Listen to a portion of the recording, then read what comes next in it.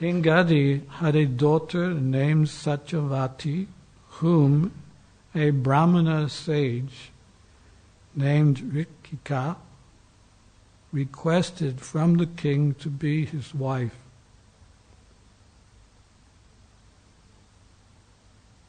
King Gadi, however, regarded Rikika as an unfit husband for his daughter, and therefore he told the Brahmana, "My dear sir, I belong to the dynasty of Kusha. Because we are aristocratic Kshatriyas, you have to give some dowry for my daughter.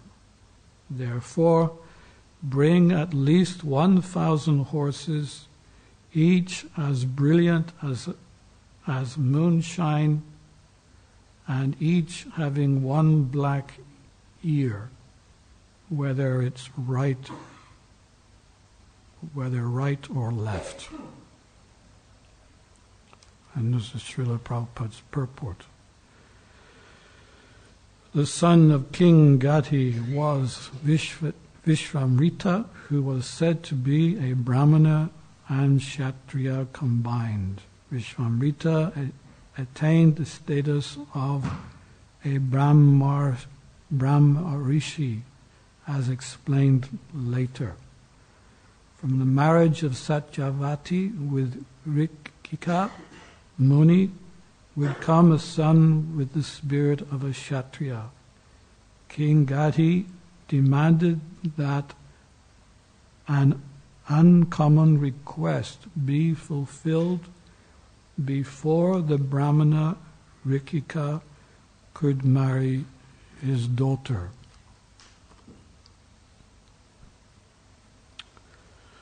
Om Aghyatiminandasya Jananjana Salakaya Chaksuramilitam Yena Tasmai Shri Gurave Namaha Shri Chaitanya Manobhistam Stapitam Yena Bhutale Swayam Rupa Gadamayam Dadati Swabhadantikam Vanchakalpachubhisya Kripasindhu Vahevacha Patitanam Bhavanebhyo Vaishnavi. Shri Krishna Chaitanya Prabhu Nityananda.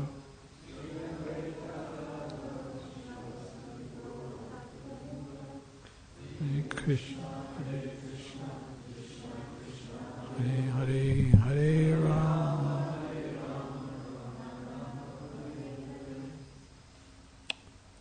Hare Krishna. Nice to be back at Bhaktivedanta Manor. I'm always a little apprehensive when I come here to give class, because I know that it's not just the person sitting here that is hearing, but there's a whole congregation outside listening too. And I'm a new boy on the street as far as a sannyasi, and I have to be very, very careful what I say. Otherwise I'll get into trouble. So with that, we will try to give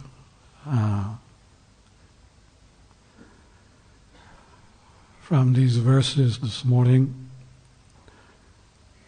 When I first read them, I was thinking, well, what am I going to say? Because there's a very short purport, and generally we like to read a nice long purport from Srila Prabhupada before we attempt to give a Srimad Bhagavatam class or a Bhagavad Gita class. But on reflection, I was thinking that what comes to my mind on reflection is responsibility and qualities. That spiritual life is a science. It's not a whimsical everyday phenomena which we see today in society, where everything's very whimsical. People do what they like, when they like, and how they like. There's no regulations. There's no principles. They don't want to wait. It's an instant sense gratification society. We want it now. We want more. We want more. And we want it now, now, now. And there are no qualities either. No one has any great qualities, even those who acquire qualifications like PhDs, and they're professors in universities. Very good, you got such a qualification, but where is your personal qualities for being a teacher? And besides all that, the society we live in today is full of lies. It's lie after lie after lie after lie after lie. From a carton of fruit juice where it says 100% pure to the landing on the moon, it's lies, lies, lies. Another day, another lie.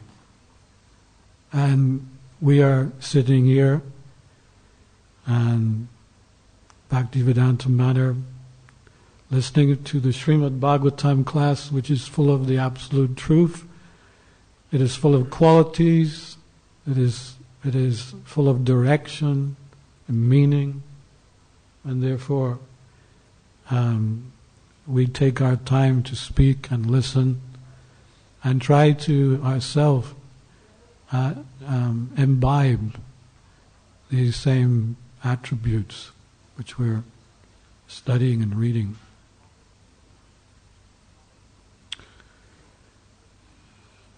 So therefore it's not so much what we do within Krishna consciousness, but more how we do it. What is our actual motivation behind whatever it is we do. And there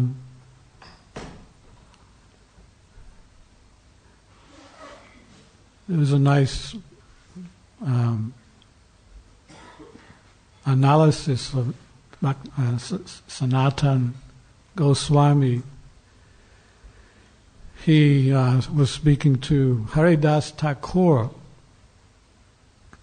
in regards to the dilemma between preaching and behavior.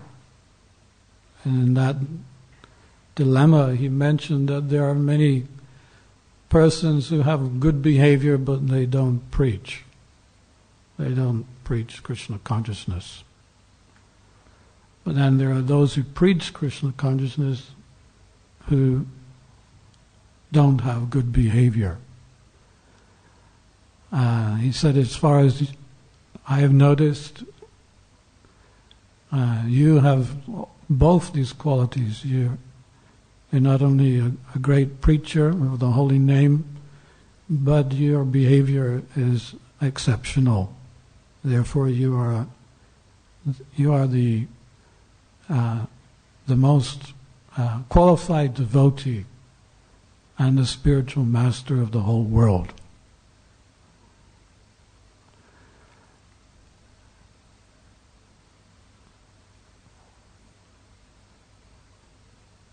This takes me back to what they used to call, sometimes it's called the good old days. I don't know why it's called the good old days, because we were living examples of life's complications. And Prabhupada, he knew that. And so not only did he try to encourage us to preach, but he also had to somehow change our character in a most profound way. Because even though we were Prabhupada disciples, we were, at least I can speak for myself, we were most fallen persons. We did everything wrong so that today you could do everything right. We were like the guinea pigs of Krishna consciousness. Yeah. We were given all these different assignments and positions, temple presidents, GPCs, sannyasis, and all the different aspects of an international society. We had to deal with money, we had to deal with devotees, each other. And for most of the time we learnt from our mistakes. Of course, there is an English saying that failure is the pillar of success. So you could say that I am sitting here today, I'm an example of failure is the pillar of success. I learned from my mistakes, and many of my godbrothers and sisters, they had to learn from their mistakes. But it's so interesting today to see our society has developed in such a way that there's great quality in the devotees' hearts and minds and service. And this is the most wonderful, at least what I see, seeing the history of ISKCON from when it started to today. This is the thing that touches me mostly, is that whereas before we were not so qualified, we didn't have, I thought I was God. I looked like God. I had long hair, beard, mustache. And if I wasn't God, then I would soon be God. That was the mentality I came into Krishna consciousness with. At the last, Prabhupada called it the last straw of Maya, to think that you're God. And this is what Prabhupada had to deal with in training us up. He wanted to take us from the fourth class person to the first class. He wanted a society of Brahmins, so that the Brahmins would then be able to lead the world in its proper direction. Of course, not all of us came up to that qualification of Brahmins, and he didn't expect that, but he was hopeful that at least a handful of his disciples would come up to that platform of Brahminical qualification. So he had many principles which he asked us to follow. And in regards to the family lineage that we're talking about here, we can see how qualification was of paramount importance. That if you were not qualified, then I will give you a task here. You want to marry my daughter? So here is a task. If you fulfill this task, then you can marry my daughter. And Prabhupada used to say the same thing to us, that it's not just about putting on dhoti, kurta, tilak, and having a sikha, and running around, doing what you like, what you think is the best. But it's actually coming up to the standard of being a Vaishnava. One time, someone asked Prabhupada, what is the definition of a Vaishnava? And Prabhupada replied that he's a perfect gentleman. In all respects, he's a perfect gentleman. So, So this is how we fell short of being perfect gentlemen. We were far from being perfect gentlemen. So Prabhupada spent most of his time having to correct us. No, don't do this, do it like this. Don't do this, do it like this. There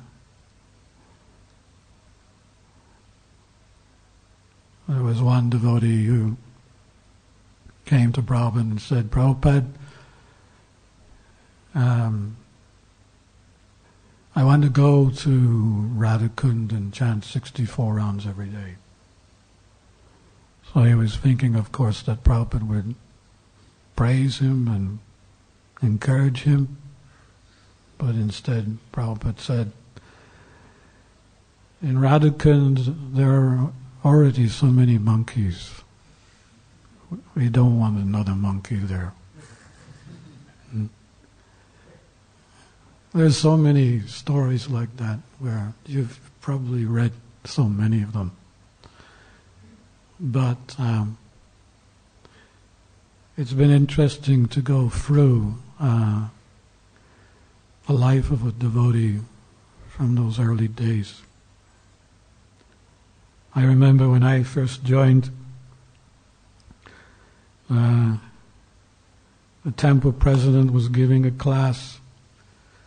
I was so arrogant and puffed up, and I was looking at this temple president thinking,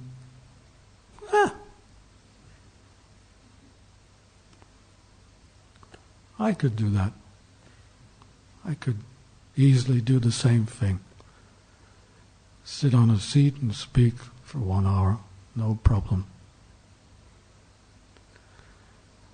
So what I didn't know, that when I was thinking like that, the devotee was even reading my mind. He was that advanced. He was reading my mind. And the next morning he made an announcement after Mangal Arti. He said, and tonight's Bhagavad Gita class is going to be given by Bhakta Dev. And I was absolutely shocked.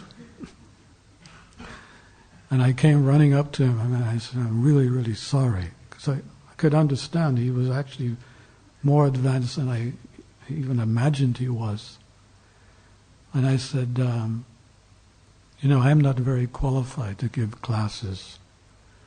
So I think you should give it to someone else. And he said, no, it's all right. No problem. He said, you can give class. I said, no, Prabhu. I cannot give a class. But he was insistent. He said, no, you are giving the class tonight, and all you have to do is speak what you have heard. That's all.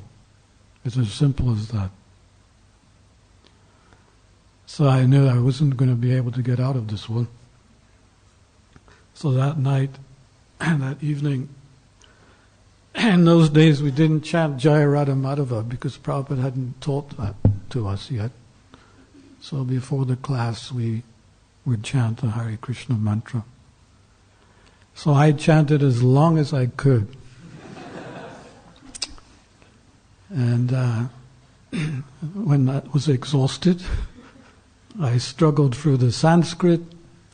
I even struggled through the English because I had taken so many drugs that I became illiterate in English. I really fell flat on my face. And when it came to giving the class, this is what I said. So, actually, we're not this body, we're spirit souls.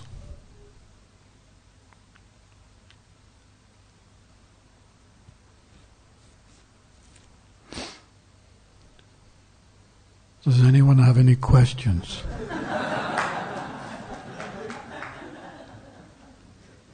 And there were no questions. And my face went red. I could even feel the heat. It was so profound. And when I looked up, the false ego was ascending from my head into the ether. And I learned a major lesson there, and I made even a vow that I would never, ever look at one of my seniors and think that I was better than them.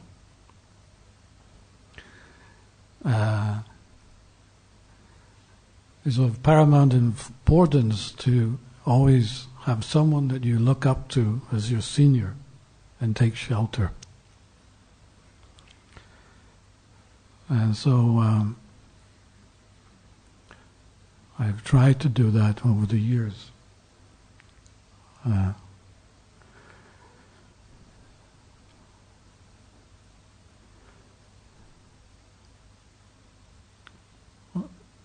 I was also chastised yesterday by my senior godbrother, Tattva.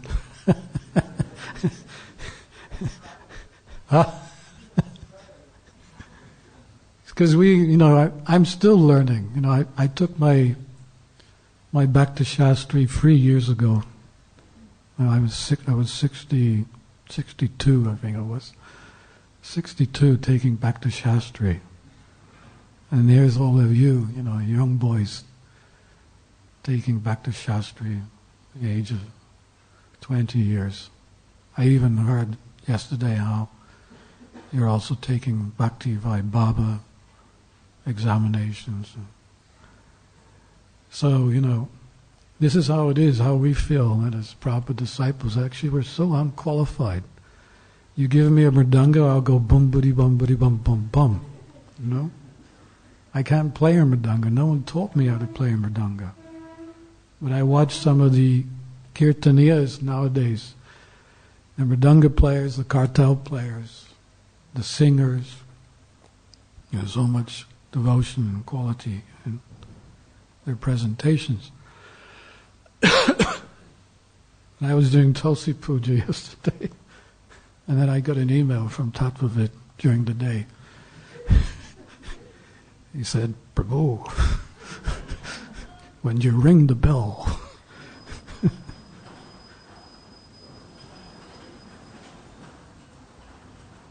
said, when you ring the bell, don't ring it below your waist. In our society today, we are taught not to do those things. So this is how it is. We're still learning. I'm still learning the qualities and etiquettes of our society today. So, but that is also nice because it keeps you in a very humble position. When you see the society moving forward in such a speed in its qualifications, it's very humbling, and it's very it keeps you alert and awake to the fact that you also must make sure that you come to that same standard. Because the Prabhupada gave us the positions, GBCs, temple presidents, sannyasis. But, as I said, we weren't so qualified.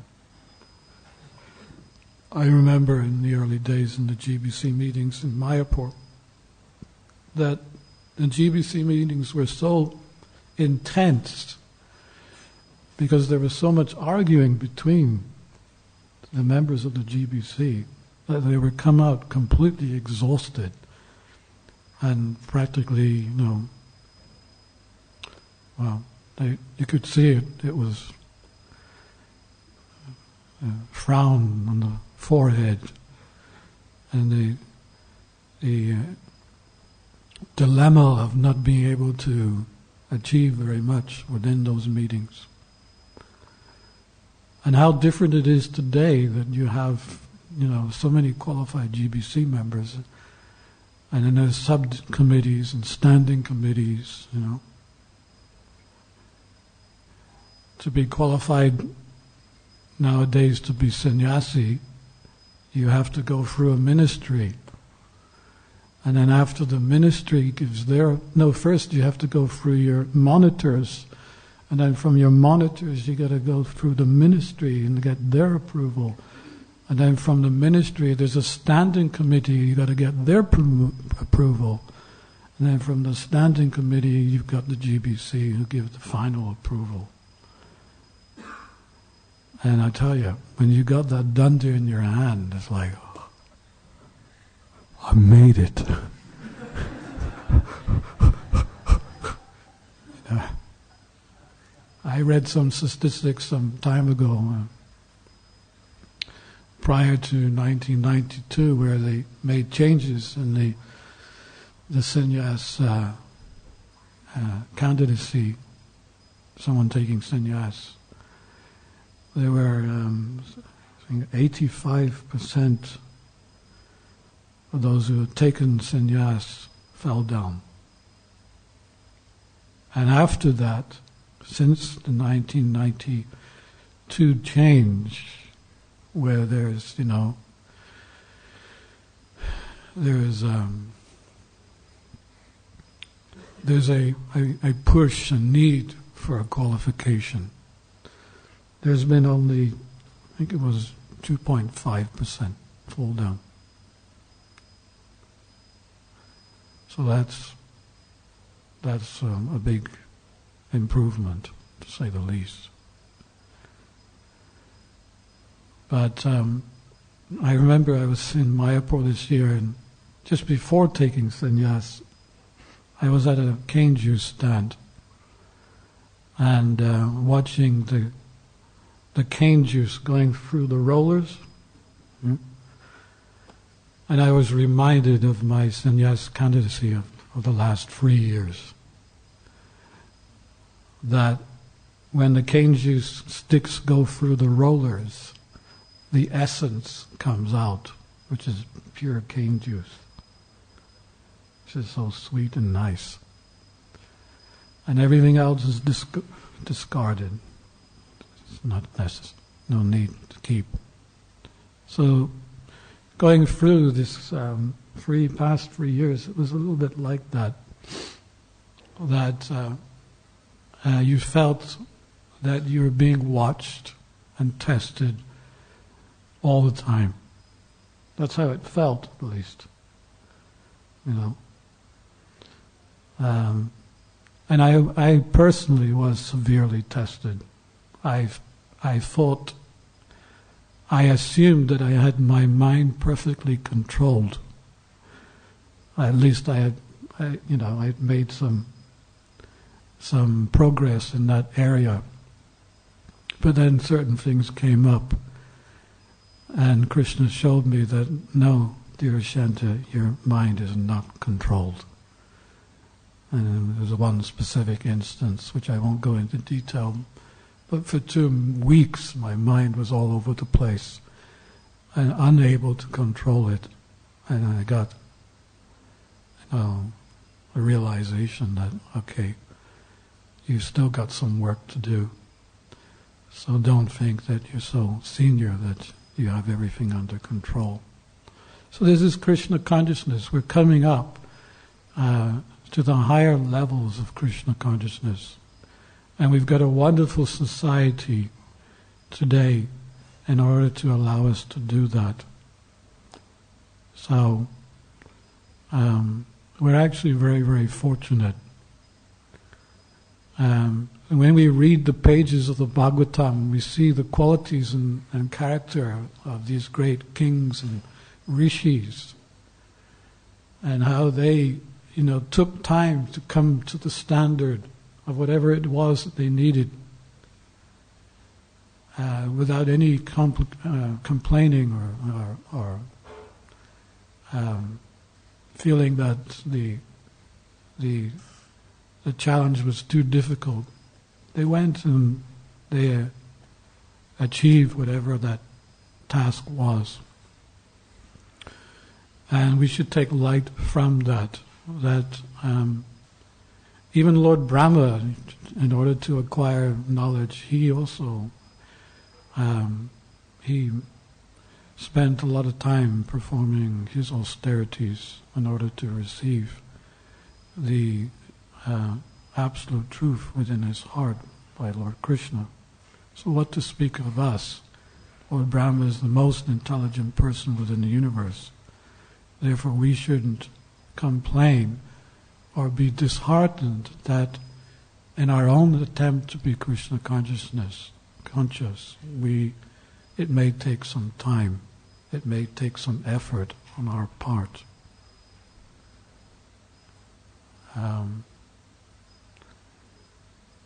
It's not going to be instant.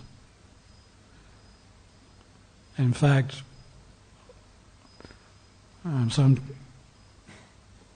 sometimes I'm giving a japa workshop, and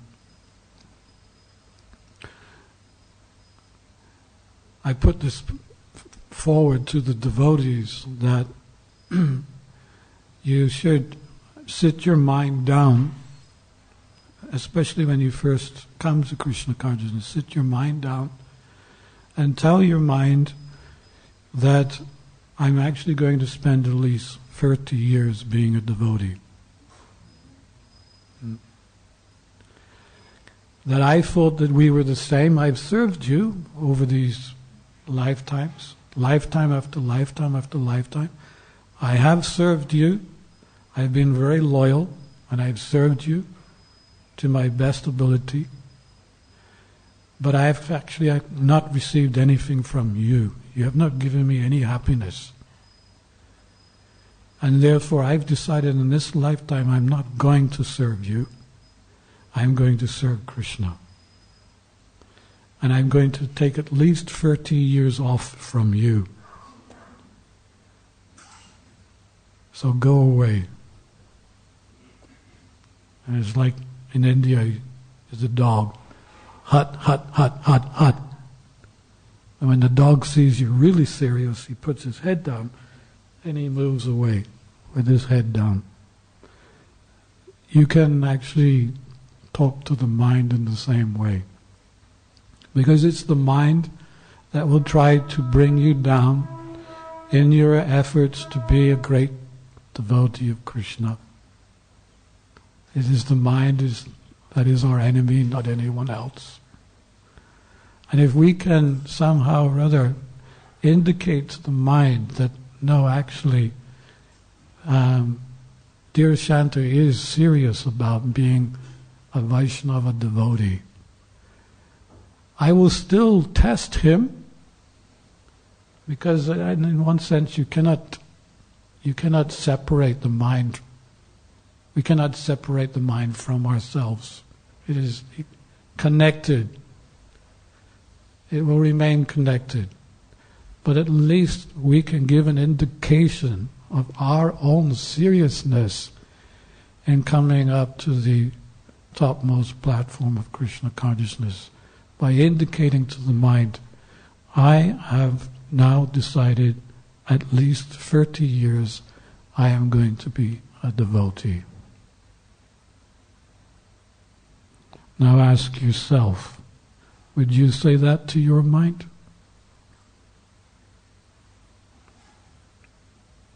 Would you? Some of the new devotees here, would you like to say that to your mind? I'm going to be a devotee for the next 30 years.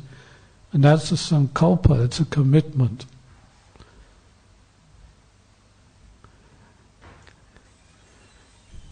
So, it sends out a clear message that you want to try your best. And then after 30 years, you can then call the mind back. Say, hey mind, come here. Sit down. So how is everything? Well,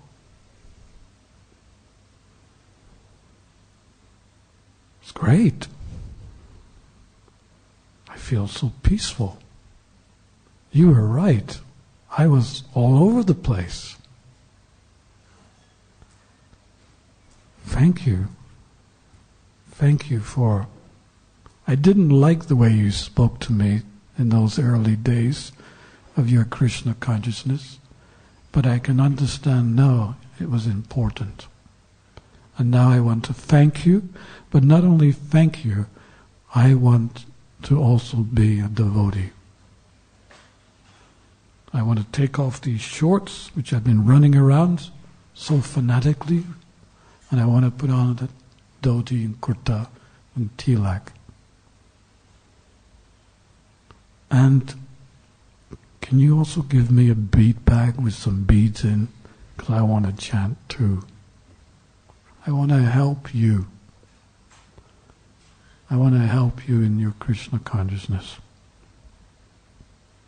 And in the Bhagavad Gita it's pointed out that Krishna himself says this: when the mind is controlled, the Supersoul is reached. And what does that actually mean? The Supersoul is reached. Well, when the Supersoul sees that your mind is still disturbed, it will not take any special interest in you. But when he sees that the mind has been somewhat controlled, he will take personal interest, and he will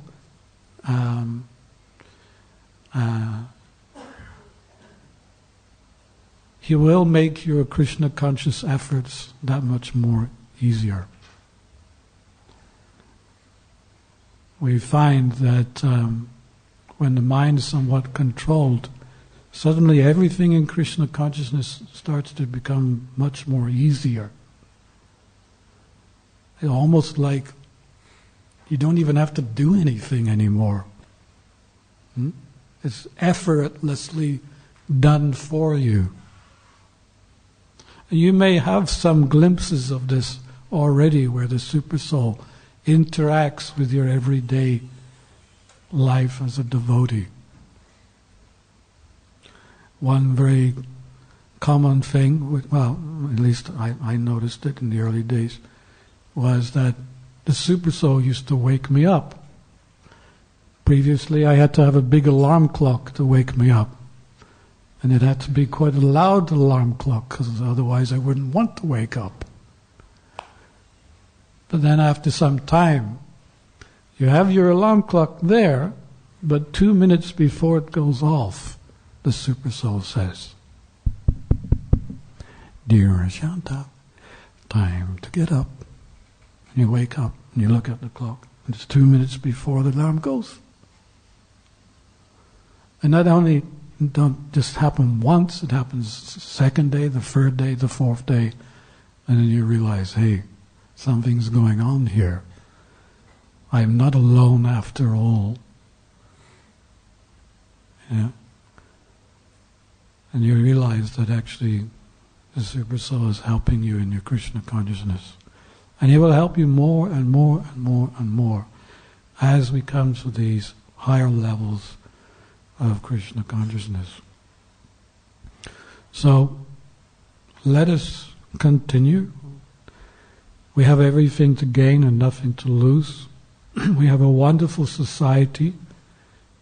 There's one saying, diamond in the rough is a diamond sure enough, but someone must find it, and then after finding it, it must be ground for it to shine like a diamond.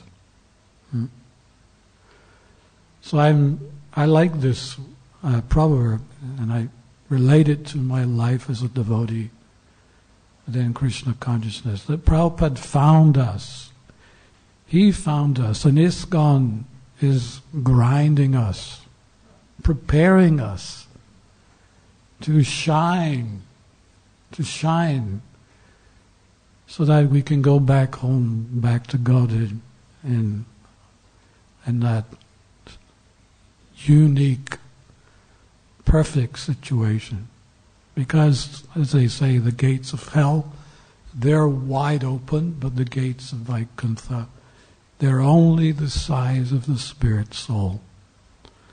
So we cannot take any extra baggage with us. No? You cannot have what do you call these bags at the back? Rucksack full of unnecessary baggage. You can't take that back home with you. You've got to leave that behind. You won't be able to pass through the gates anyway. So, let us not mind if there's some inconveniences. Prabhupada said that the life of a devotee is an austere one.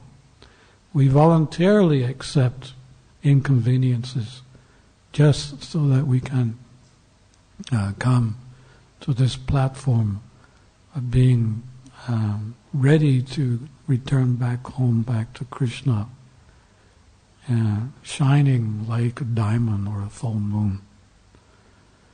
So let us continue. Everything to gain, nothing to lose.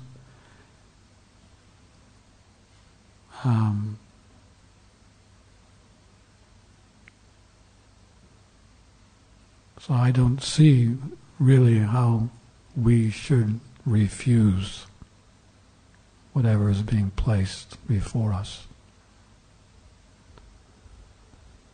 Hare Krishna. I'll stop there. Any points, further points or questions?